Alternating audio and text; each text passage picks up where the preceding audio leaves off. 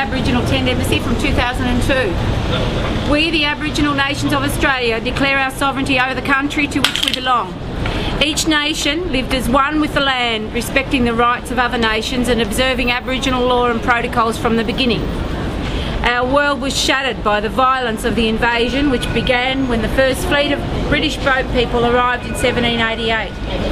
Our people were decimated as the invaders stole our country, imposed their own laws and systems of government on our peoples, forcing our people into concentration camps called missions. Our people resisted the invasion and continue to resist to this very day. Aboriginal sovereignty, the sovereign rights of each and every surviving Aboriginal nation, continue to this day. Aboriginal sovereignty has been impeded by invader violence but never extinguished. We hereby reclaim our sovereignty, our inherent right to be governed by our own laws and protocols, in harmony with the land to which we belong. We are taking our rightful place in our ancestral lands, which are our birthright, our sacred inheritance, handed down from generation to generation since time immemorial, from the beginning. The invasion of our lands was illegal under international law at the time of the arrival of the First Fleet. This invasion involved the perpetration of war crimes, crimes against humanity, genocide and theft of our homelands. Each Aboriginal nation has the right to speak for the country to which that nation belongs, and no one else. This is Aboriginal law. Each Aboriginal nation is sovereign in its own right. Each sovereign nation has the right to enter into treaty negotiations with other sovereign nations. Sovereignty is the ultimate assertion of our right to self-determination. Our right to self-determination is enshrined in the International Human Rights Covenants and is written into international law, the law of nations. Sovereignty rights include the right to be governed by our own laws in our own country. We call for the restoration of our homelands, which was stolen from us, so we can build a new future in harmony with the land and with all the peoples who live in this land. Thank you. 168 years ago, in a place called Waitangi, my tūpuna and her tūpuna signed a treaty with the colonisers that guaranteed our tino rangatiratanga. Tino rangatiratanga symbolises the long tradition of and struggle and resistance by Māori against colonisation and the Crown-sponsored theft of Māori land and resources. It is a symbol used by Māori who continue to resist the pressures of colonisation and cultural and economic genocide. Such concepts embrace the spiritual link Māori have with Papatūānuku and is a part of the international drive by Indigenous peoples for self-determination.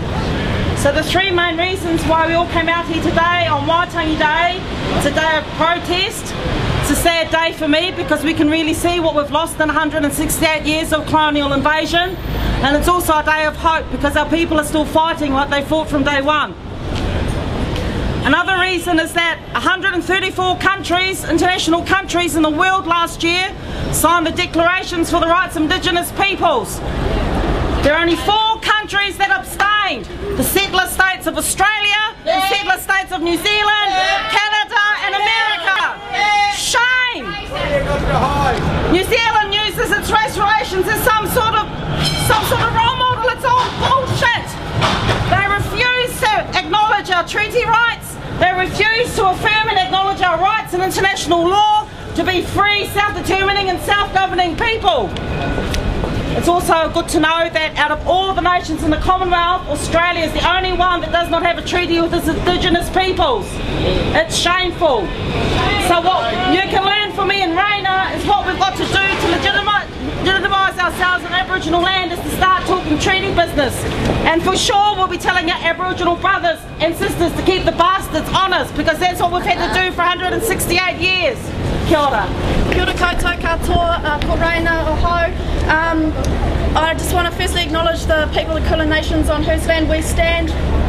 I just want to have a short chat to you about what the Treaty of Waitangi, or Te Tiriti or Waitangi, means to me as a Pakeha or as a white New Zealander.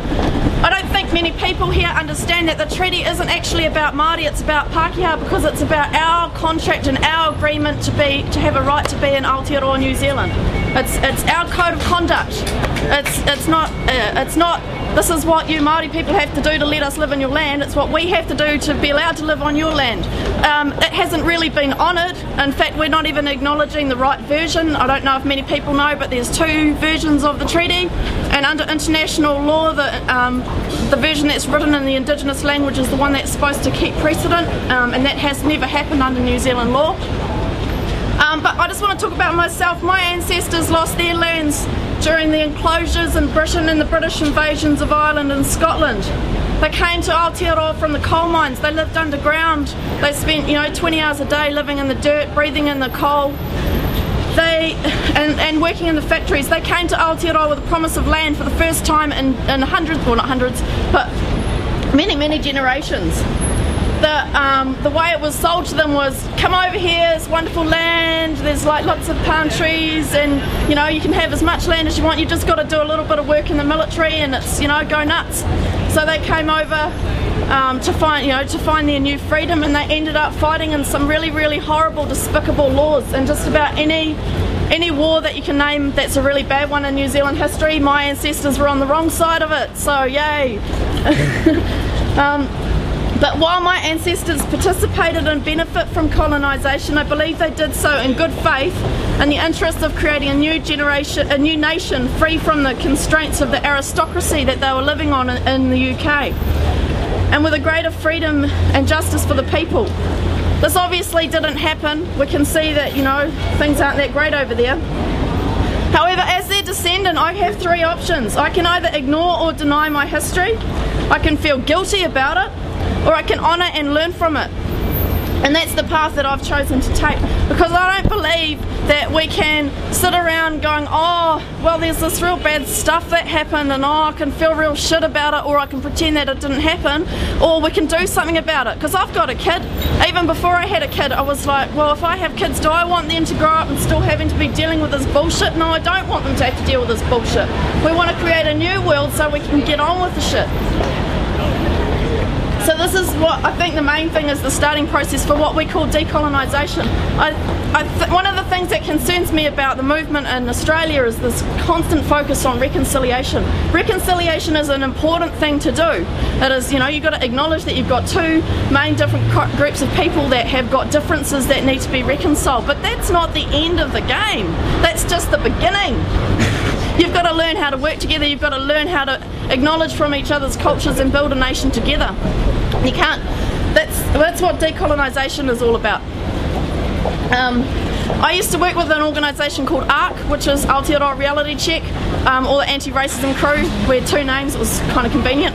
And ARC started from a group of young Māori students laying down the challenge to us Pakeha to sort our own shit out. Instead of looking to Māori for the solutions all the time, we need to look within ourselves, and we need to learn our own history, and we need to learn our own mistakes and our own past, and that's what ARC was all about. And we do work within particularly young Pakeha communities, educating each other about what has happened, what's the past, what's the treaty, what's the Declaration of Independence which preceded the treaty, all of that stuff. We need to know it. If we don't know it, we're not moving on anywhere.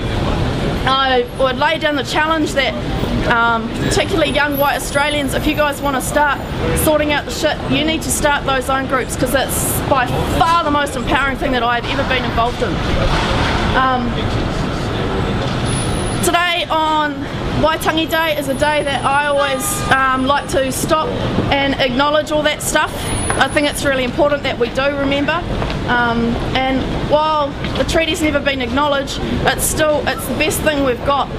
And it's the day where we can all get together in our own communities and talk about what it all means and how we can all move forward together as a people. So kia ora koutou, awesome to see you all out here supporting the mahi, and yeah, choice.